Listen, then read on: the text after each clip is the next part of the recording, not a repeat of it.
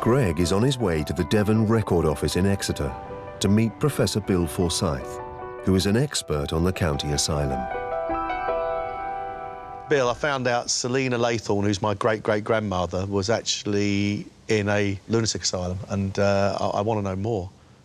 Yes, that's right. I've managed to find the order for her reception made in 1896. The said Selina Laythorne, person of an unsound mind, detained under the care and treatment. Just her name, sex and age, married, wife of a farm labourer. She says she has sold herself to hell. Sold herself to hell, that's right.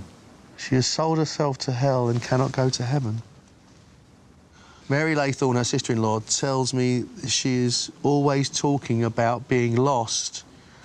Ooh, and by her constant talking, she disturbs everybody. Yeah. So she's constantly talking about losing her soul, being damned. Which, of course, for a Bible Christian is almost the worst thing you can imagine. But her whole life, from a very young age, has been all about the need to do right by God. Yes. Otherwise, you will suffer this damnation. Yeah. And she strongly believes that's her fate. Yeah. Oh, wow. Age on the first attack, 25 years. Yes. She's been in an asylum before, 18 years ago. Yes. In her 20s. Yes. But then it all flared back up again, much later in life. Yeah.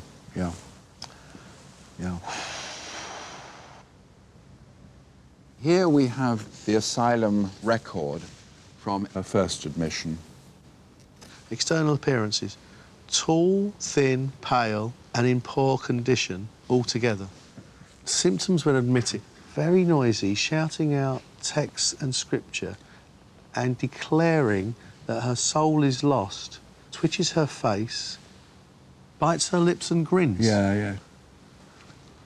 It doesn't say what she thought she had done that was so wrong that she'd sold herself to Satan. There was an event which had occurred in her life, which was the death of her brother.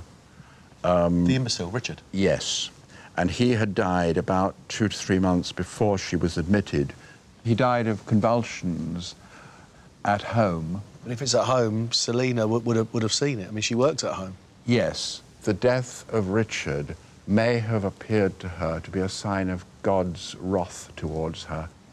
This progress report has got different date entries. Yes. The record goes through to 1879, August, when she's discharged, recovered. If she's been discharged after 3 years, it would suggest that actually the treatment worked, and these Bible Christians have accepted her back into the community again, because she's married. They've married her in the and her husband's a Bible Christian, so... Yes.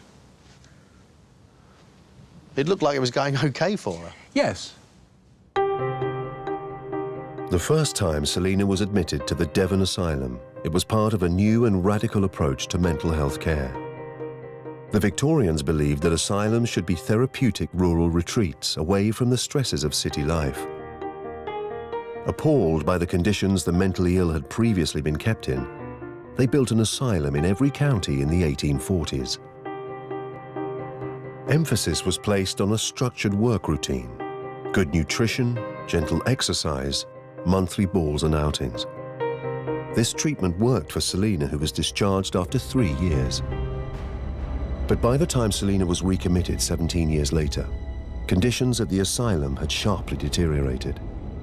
Patient numbers had nearly doubled from 600 to more than 1,000, and they were little more than prisoners in overcrowded dormitories with reports of staff brutality and suicides. The original humane approach had shifted, and the mentally ill were now viewed as a threat to society rather than patients who could be treated. Selina died in the asylum in 1901, aged 51. Gregg and Bill are driving to the Devon Asylum, now in use as residential housing. What you're about to see now, Gregg, is exactly what Selina would have seen when she was brought up this avenue to the asylum. Straight ahead of you is the reception area, and that's pretty well exactly what she would have seen. It's a much bigger building than I imagined. It's huge. It's not in any way welcoming. Maybe that's because I know what it was. Look at it. Look, it's almost like barracks. I was imagining a large house. I don't know why. She would have lived in one of the women's wings in one of these radiating galleries. Would you mind getting out and having a quick look around? Yeah, sure. It's a very impressive building. It's just tinged with so much sadness. And to know that she died here, and she definitely didn't die here happy, it just looks like such a terrible, imposing, awful place. It was a place of immense human tragedy, with 14,000 inmates passing through it. Yeah, well, she came out of here the first time. She got married, she had children. That's right. But That's right. But it wasn't at all nice when she came back. I didn't want to come in. I feel No. I'm feeling a bit better, but it just feels so oppressive. She was frightened. Most of the time, she was just frightened.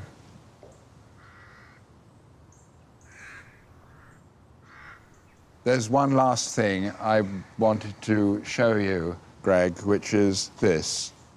It's a photograph of a woman from another asylum when she was in the asylum undergoing treatment and when she was released from the asylum. And I wondered if this particularly reminded you of anyone. Yeah, it's the same pose as Selina. Yes. Holding the book. Yes. Now, it may well be the picture that you have of Selina was a picture taken by the asylum in 1879 when she left here, because there are such striking similarities, holding the Bible, her pose, her dress. Well, that's quite a...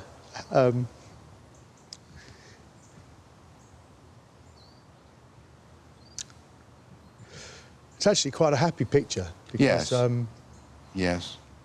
she's leaving and she's well, and she's going off to meet Eli and have her children. Yes. It's quite a happy picture.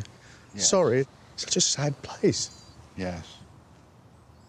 Okay. Yeah, thank you. Oh, crikey. I didn't understand why we had a photograph of a farm labourer's wife. I thought she must have been somebody important. Yes. Just this poor, sad lady. This is where she ended her days.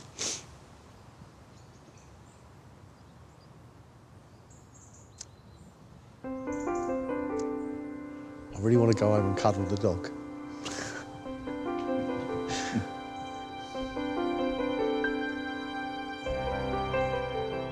And I came down here with the picture of her. Never expected that. To find sort of tragedy creeping up on people, to have so many unexpected things in their life. I feel it. I feel it. It's all out of control. It's all nothing you can do anything about. Tragedy happens, and it's scary. It's really frightening. And I'm thinking of Emily, Selina's daughter. No wonder Emily was so needy. She had tragedy right from the start. She was a teenager, 14, 15, when her mum went into the asylum for the second time. That's the age of my daughter.